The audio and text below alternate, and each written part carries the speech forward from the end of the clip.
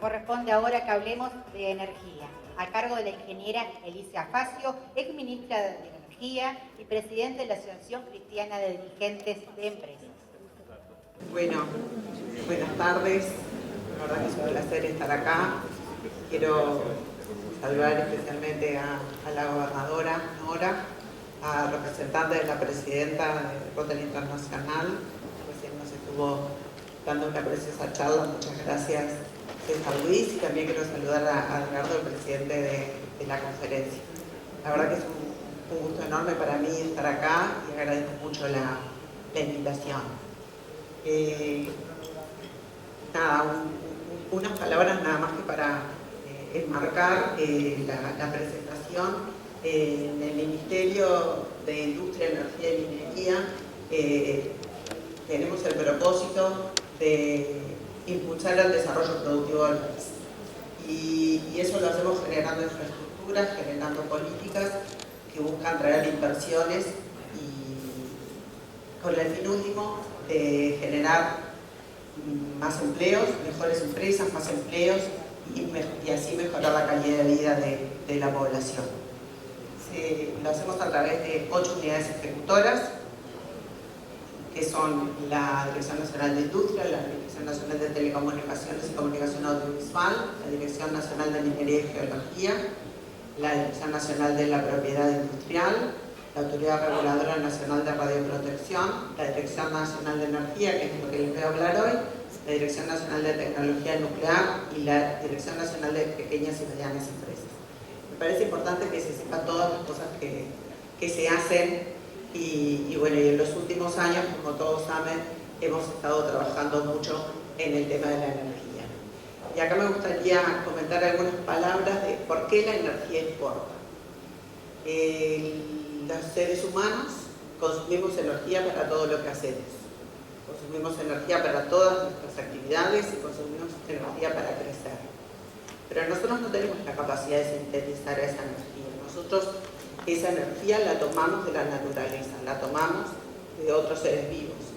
Solamente las plantas y las cianobacterias son capaces de transformar energía solar en tejidos. Y nosotros nos aprovechamos de esas circunstancias.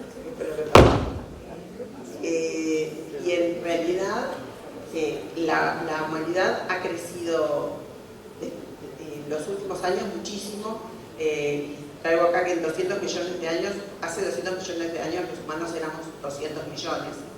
Y hace 200 años los humanos éramos entre 800 y 900 millones. Sin embargo, hoy somos 8 millones de personas.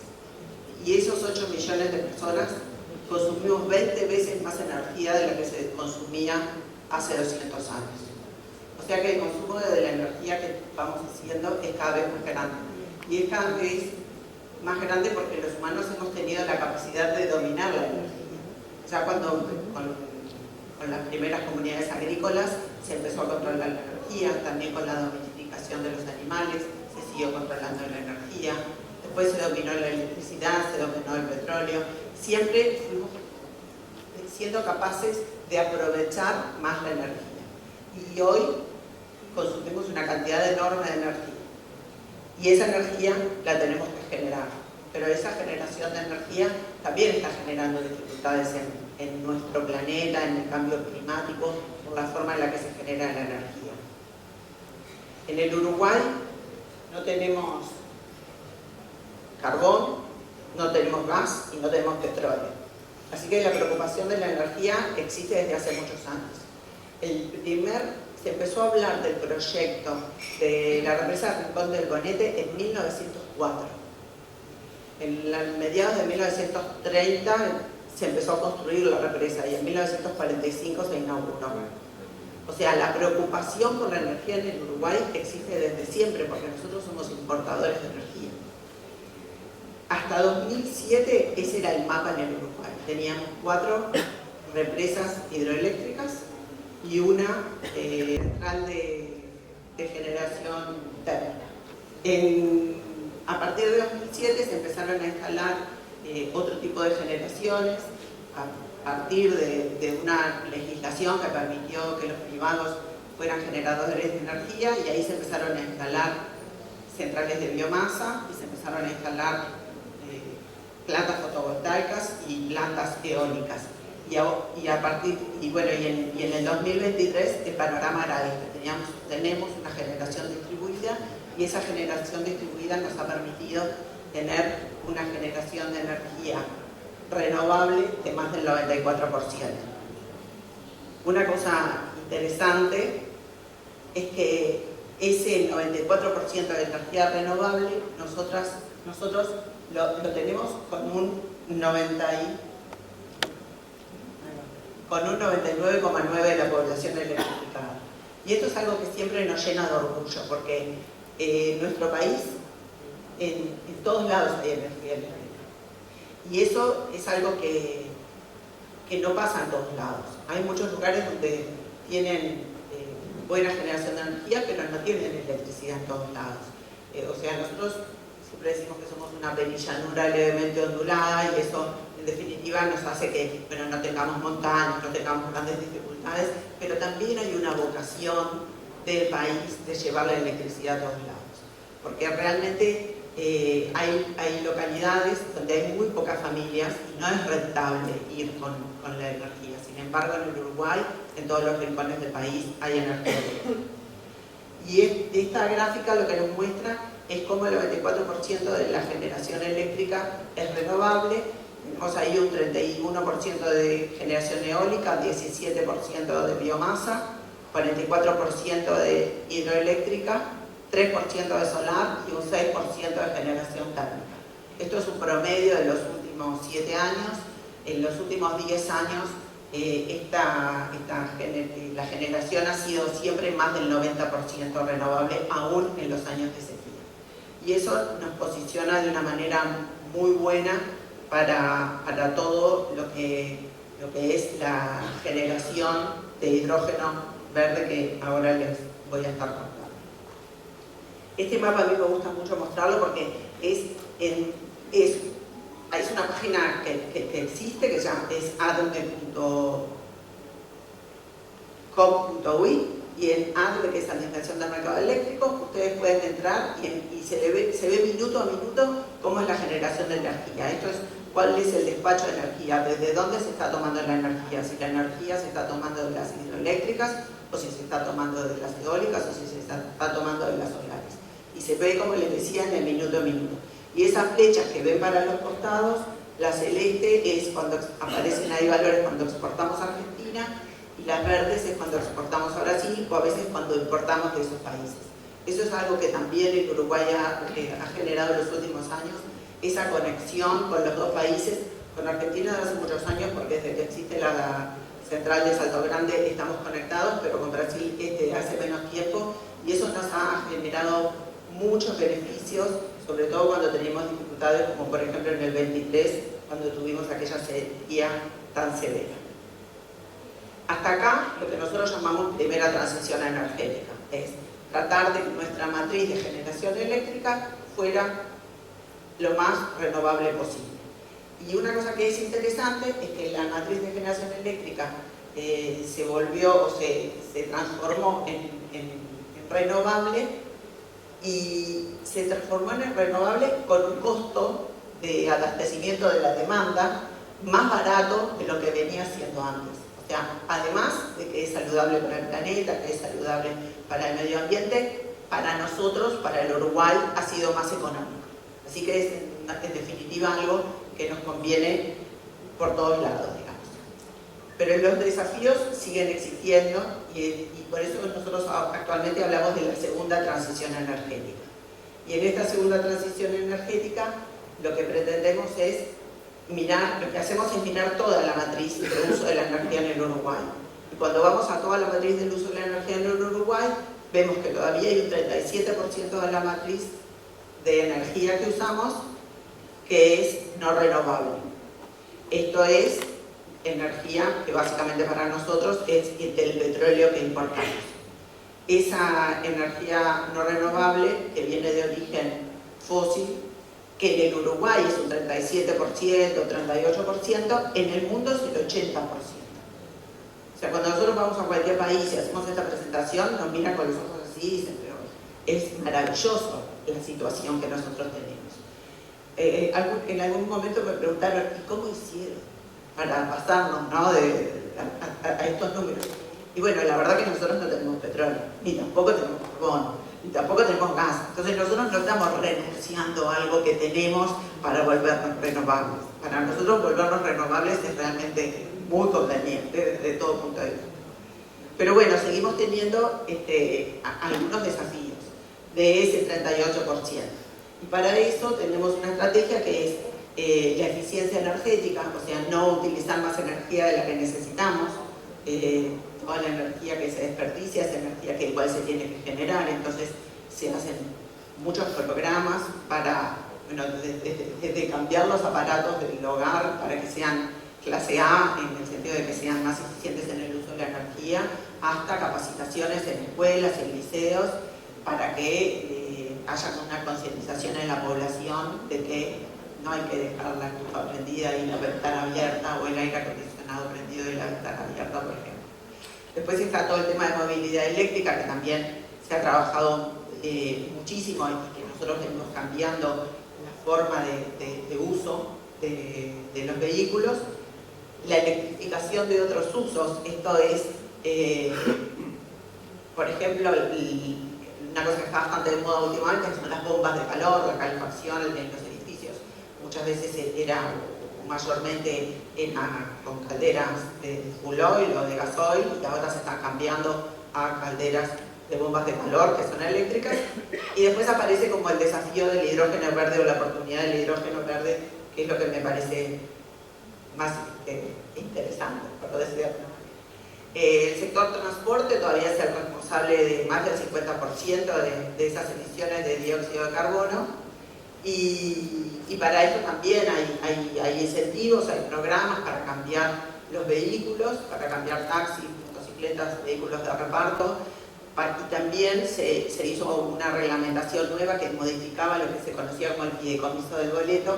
El fideicomiso del boleto daba una subvención para que el boleto fuera más económico, y la subvención estaba dada en base a el gasol que se consumía en las compañías. Entonces, cuanto más gasol consumía, más subvención tenía. Entonces no había ningún incentivo para que se pasaran a ómnibus eléctricos las compañías. Entonces se modificó ese decreto, se modificó ese fideicomiso. Hoy es el fideicomiso de la movilidad sostenible, y lo que hace es incentivar a que las compañías pasen a vehículos eléctricos. Esto es para las compañías de uso urbano, digamos, porque para el uso interdepartamental todavía sigue siendo menos eficiente. Y después está el tema, bueno, de la capacitación y la difusión. Otra cosa que acá...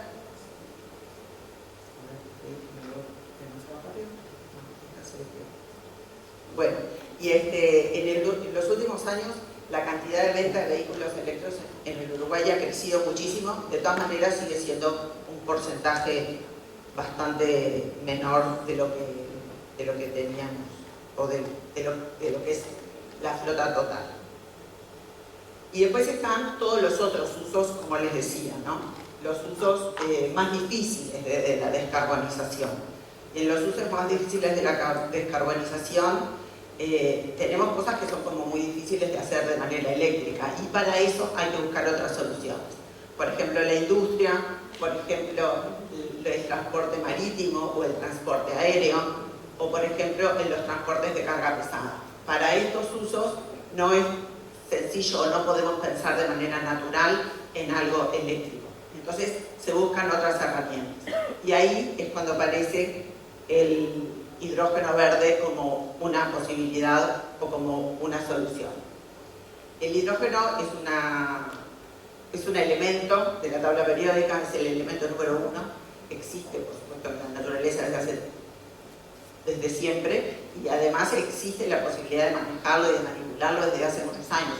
Es un elemento que se conoce mucho, y se conoce desde hace mucho tiempo, y desde hace mucho tiempo que se usa. La novedad, digamos, o lo que lo hace verde, es la forma en la que se produce ese hidrógeno. El hidrógeno se produce por la electrólisis del agua, y el agua se separa las moléculas de hidrógeno y de oxígeno, y se conserva el hidrógeno. Para eso se necesita electricidad. Si la fuente de generación de esa electricidad es renovable, hablamos de que el hidrógeno es verde. Y ahí es cuando empezamos a decir que tenemos un energético que no viene de origen fósil, sino que viene de energías renovables. La ventaja que tenemos en el Uruguay es que tenemos una gran capacidad para generar energía renovable y por lo tanto para generar hidrógeno. En estos mapas nosotros podemos ver en el primer mapa la capacidad de generación eólica que tenemos tanto en territorio como en el mar territorial. En el segundo mapa vemos la capacidad de generación fotovoltaica con paneles solares. Y lo que es interesante en el Uruguay es que no tenemos ni tanto sol ni tanto viento, pero tenemos una combinación de sol y viento muy interesante que hace que tengamos lo que se llama un factor de planta o una capacidad de generación muy alto, digamos. Entonces, sin ser el desierto de Atacama, que tiene sol todo el tiempo, ni ser los vientos del sur de Chile, que también son permanentes, tenemos una combinación interesante. Y además de eso, tenemos otra cosa que es muy valiosa, y es que tenemos generación de CO2, esto es dióxido de carbono, cerca de los lugares donde se generaría el hidrógeno. En ese tercer mapa que aparecen esos círculos violetas son la generación de dióxido de carbono que se genera, por ejemplo, en las plantas de UPM, bueno, en las plantas de Montes del Plata. ¿Y por qué eso es importante? Porque el hidrógeno combinado con el dióxido de carbono produce un elemento que es una clase de alcohol, y con esa clase de alcohol se puede hacer combustible sintético. Y ese combustible sintético hoy en el mundo es muy valioso. Produce metanol, y exportar ese metanol es mucho más fácil que exportar el hidrógeno, y es muy requerido, especialmente en Europa y en Japón. Entonces nosotros venimos trabajando mucho para que el Uruguay sea un exportador de energía, digamos, un exportador de metanol o de combustibles de aviación que también se producen de la misma manera. Y sería maravilloso, porque el país pasaría a ser un importador de energía fósil a ser un exportador de energía renovable. Y por eso esto nos genera tanto entusiasmo, y por eso ahora esta semana la actual ministra y un grupo importante de empresarios estuvieron en Rotterdam en un congreso que hay desde hace varios años. Yo estuve el año pasado, y el año pasado fue la primera vez que tuvimos un stand de Uruguay en ese congreso, y el año pasado cuando tuve la oportunidad de tener reuniones con gente muy importante del puerto de Rotterdam y de todas las compañías que quieren importar estos productos en Europa. El puerto de Rotterdam está especialmente interesado en que Uruguay produzca, y que a través del puerto de Rotterdam el producto llegue a Europa y se distribuya allá. Así que es una cosa que nos sigue teniendo muy entusiasmados, y esperamos que ocurra. En los estudios que se hicieron, cuando se hizo la hoja de ruta, se vio que Uruguay podía producir estos elementos, digamos, con un precio muy interesante, como aparece ahí. No somos los más baratos, pero sí podemos producir a un precio competitivo.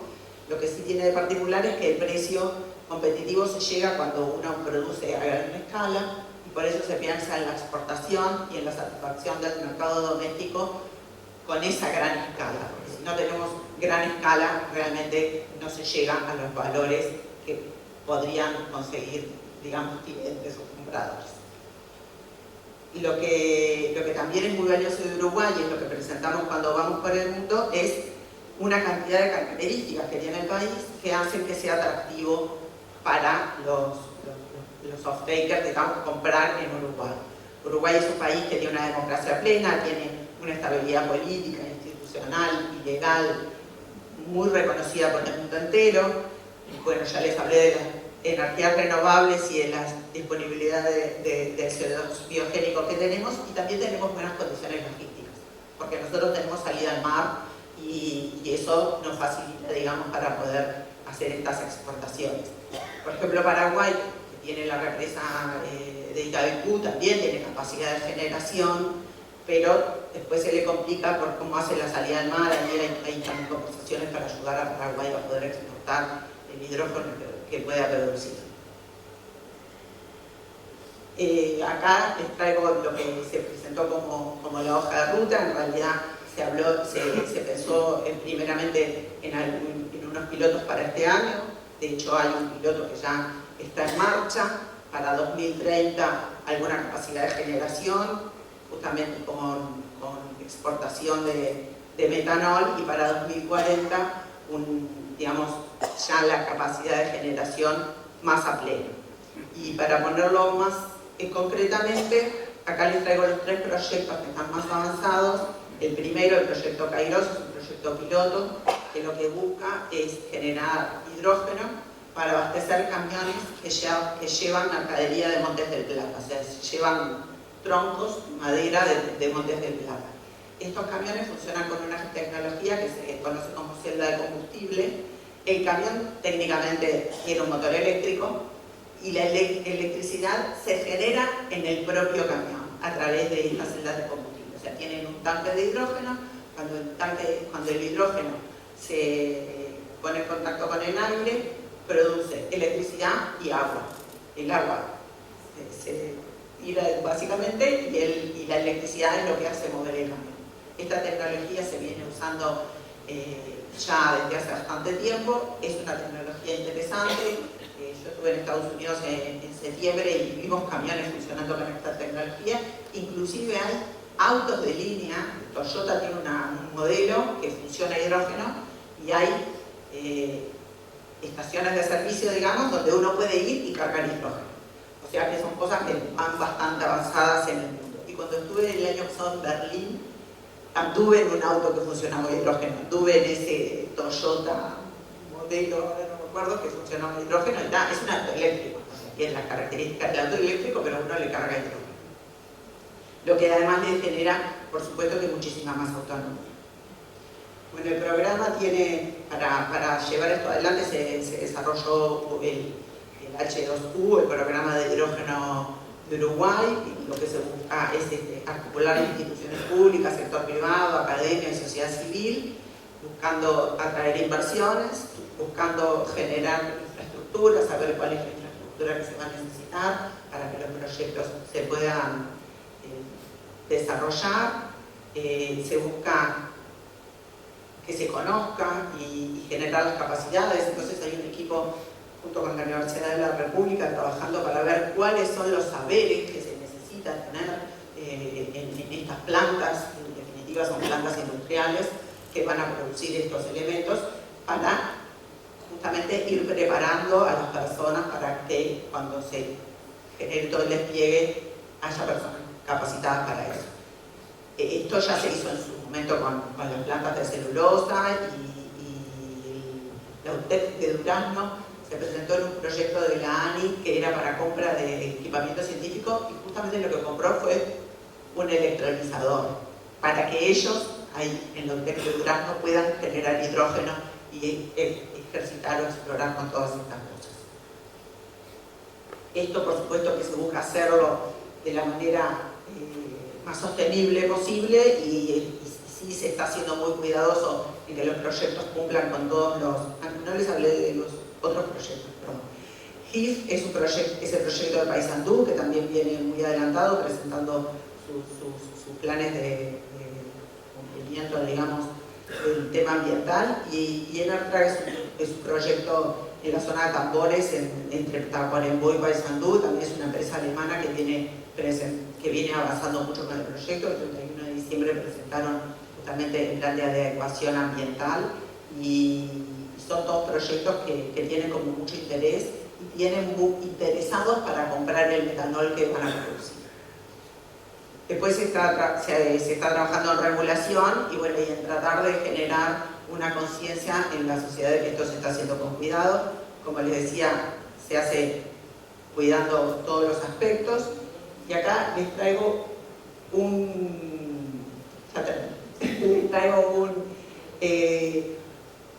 una placa que a mí me parece que es interesante, y esto es el uso del agua. Porque hay como mucho mito con el asunto del agua y cuánto agua necesitan los proyectos de hidrógeno.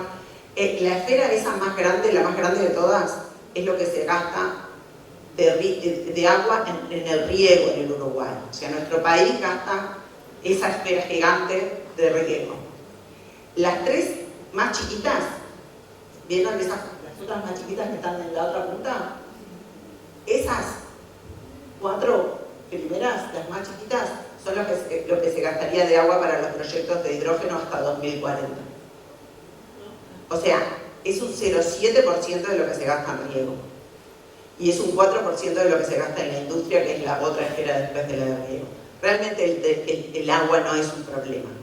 Se ha generado porque coincidió que los proyectos se presentaron en el momento de la sequía, pero en realidad el problema de Uruguay con el agua es un problema de infraestructura. O sea, están tomando el agua de un solo lugar y no está bien que nosotros tengamos una sola fuente de agua en Montevideo, porque además eso a mí también me molestaba, porque yo soy de acá de Maldonado, y no había problemas de agua en Uruguay, había problemas de agua en Montevideo.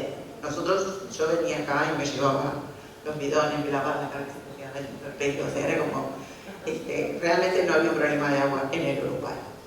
Bueno, como les decía, lo que se busca es generar, estos son los sectores priorizados, se busca producir metanol, combustible para aviación, combustible para transporte pesado y fertilizante sintético.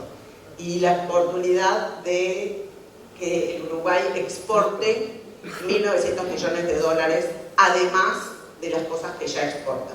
Y para tener una idea de dimensión, o sea, la hoja de ruta está pensado que Uruguay va a poder exportar 1.300 millones de dólares, más de los 500 millones de dólares que se van a gastar en el país. Va a haber una inversión de 18.000 millones de dólares y va a haber se van a generar más de 30.000 puestos de trabajo entre la construcción de las plantas y después la operación de los programas. Eso lo paso de largo, es algo que pasó cuando estábamos en Berlín, que esta señora que es la ministra de Relaciones Exteriores de Berlín, cuando hizo la apertura del Berlin Energy Transition Dialogue, habló de las posibilidades que había y mencionó Uruguay como un país del que había que aprender, y la verdad que fue muy emocionante estar ahí y escuchar eso. No tenemos tiempo, y esta placa en realidad lo que les muestro es el Uruguay que exporta, ¿no? Entonces el Uruguay exporta 2.700 millones de dólares en celulosa, 2.500 millones de dólares en carne, y exporta 780 millones de dólares en leche, por ejemplo, y estamos hablando de que va a exportar 1.300 millones de dólares en hidrógeno, además de todas estas cosas. Entonces, realmente es una gran oportunidad para el país y es lo que necesitamos, porque esta es mi última placa, que en realidad dice que si el Uruguay sigue creciendo al ritmo que venimos creciendo, es como que nos vamos achicando. Los países en general crecen a un ritmo mucho más grande que nosotros. Y lo que necesitamos para crecer a mayor ritmo es hacer cosas nuevas. Es apoyarnos en el conocimiento de los uruguayos, en el talento de los profesionales uruguayos, y de esa manera, a través de la economía del conocimiento y de hacer cosas nuevas con los mismos recursos naturales, vamos a poder crecer mucho más de lo que estamos creciendo ahora, y con ese crecimiento vamos a poder dar más oportunidades a nuestra población. Muchas gracias. Muchas gracias, ingeniera.